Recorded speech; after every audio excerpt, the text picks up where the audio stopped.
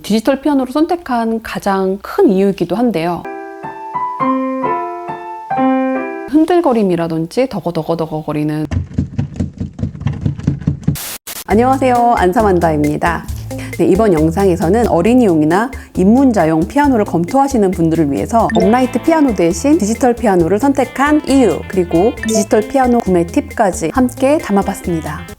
구매 목적이나 용도가 다 다르실 것 같은데요. 성인들도 많이 배우시지만 특히 이제 아이 있는 집들 보면 예체능 취미 겸 해서 그 피아노를 많이들 가르치시잖아요. 아이를 6개월 정도 해서 주 5일씩 피아노 학원을 보냈었는데 아이가 어리기도 했고 남자 아이기도 하고 예상은 어느 정도 했었는데 정말 놀다가만 오더라고요. 도래도래해서 안 늘어나는 것 같은 아이의 주의력을 너무 잘 알고 있었기 때문에 수업 방식을 바꿔서 1대1로 주 1, 2회라도 받아보자. 초등학생 피아노 홈스쿨링, 가정학습이 주된 목적이었습니다. 혹시나 1대1 수업이 좀 비싸다고 생각하실 수 있는데 지역마다 차이는 있겠지만 주 5회 학원비랑 주 1, 2회 1대1 방문학습이랑 큰 차이가 없어요. 1년 전에 구매를 하고 2달 정도 코로나 때문에 쉬고 한 10개월 정도 꾸준하게 해오고 있는데 지금 바이엘 4권을 하고 있거든요. 물론 아이마다 이제 진도가 더 빠른 아이도 있고 뭐 다 다양할 텐데 저희 아이의 경우에는 그 전에 피아노 학원을 6개월 다니면서 도래도래 하던 속도를 기준으로는 드라마틱한 성장이죠. 업라이트 피아노 대 디지털 피아노. 정통으로 제대로 배우려면 업라이트잖아요. 비교해서 들어보면 확실히 업라이트와 이게 소리의 차이가 있더라고요. 그럼에도 불구하고 디지털을 선택한 이유, 우선 비용. 일반 피아노 새 제품 같은 경우에는 기본 가격대도 있지만 중고도 많고 되게 많은데 다음 추가적인 이유로 디지털 피아노를 선택을 했습니다.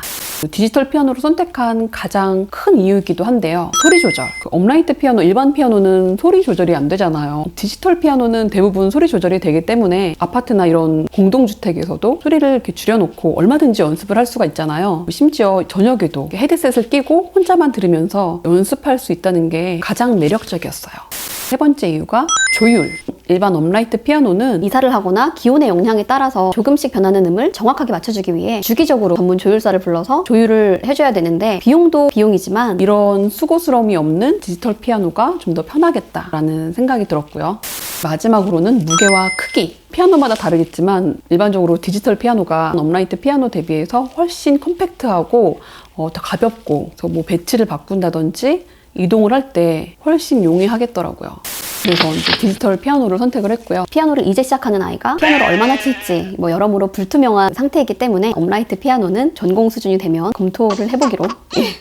디지털 피아노가 기능도 그렇고 가격대도 그렇고 정말 다양하잖아요. 최대한 업라이트 피아노 느낌으로 학습을 할 수 있도록 하면서 가성비 좋은 그 피아노를 검토를 했는데요. 제가 최종적으로 선택한 제품은 영창 커즈와일 MD1입니다. 선택 기준은 크게 5가지 정도 되었는데요. 가장 중요했던 2가지가 건반의 터치 감도와 해머 기능. 일반 피아노 연주와 유사한 터치감, 유사한 무게감을 주기 위해서 요즘 디지털 피아노에서도 건반의 터치 감도와 해머 기능을 구현을 하는데요. 세게 칠 때 센 소리가 나고 살살 칠 때 약한 소리가 나고 이런 기능이 지원이 되어야지 이제 샘여림 연주라든지 점점 세게 치는 크레센도라든지 이런 걸 배울 수가 있기 때문에 이 2가지를 가장 기본적인 기능으로 검토를 했고요. 요즘 대부분의 디지털 피아노에서 이 기능을 지원하고 있긴 한데 참고로 제가 선택한 MD1 같은 경우에는 3단계의 해머 기능과 10단계의 건반 터치 감도를 지원합니다. 세 번째로는 건반수. 건반수가 이렇게 적은 것도 되게 많은데 일반 업라이트 피아노에서 불편함 없이 연주를 하려면 똑같이 88개 건반 이상은 필요할 것 같아서 88개 이상의 피아노를 검토를 했고요.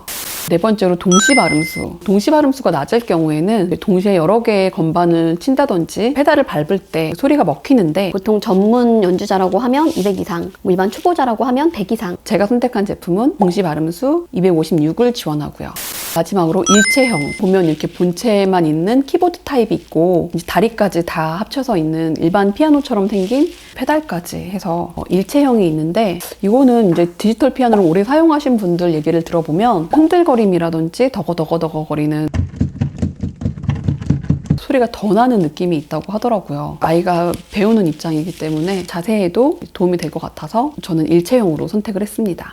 일반 업라이트 피아노는 가격대나 브랜드별로 해가지고 소리가 굉장히 차이가 있잖아요. 디지털 피아노에 대해서 알아보다 보니까 디지털 피아노의 경우에는 어차피 디지털 음이라서 일반인들이 들었을 때 대동소이하다고 하더라고요. 가격 차이가 나는 게 연주 시 터치감도나 해머, 얼마나 업라이트 느낌을 내느냐인데, 고가로 갈 경우에는 건반 자체를 이제 목재로 써서 완전 업라이트 느낌으로 가려는 제품도 있고요. 또 이걸 너무 저렴한 제품을 사면 처음에만 이제 큰 소리가 나고 오래 사용하다 보면 이제 나중에는 또 소리를 최대한으로 해놔도 소리가 작아지는 경우도 있다고 하고요.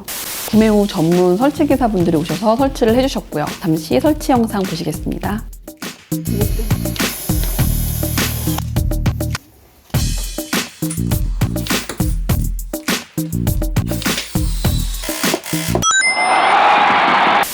사용하면서 또 마음에 들었던 기능은, 가끔 연주 영상을 찍잖아요. 케이블을 연결해서 외부 소음 없이 정말 피아노 소리만 깔끔하게 나도록 연주할 수 있는 기능도 되게 좋더라고요. 슬라이딩 도어도 굉장히 편해서 마음에 들었고요. 또 피아노 소리 이외에도 다양한 소리를 지원을 하는데 아이가 이걸 재밌어 하더라고요.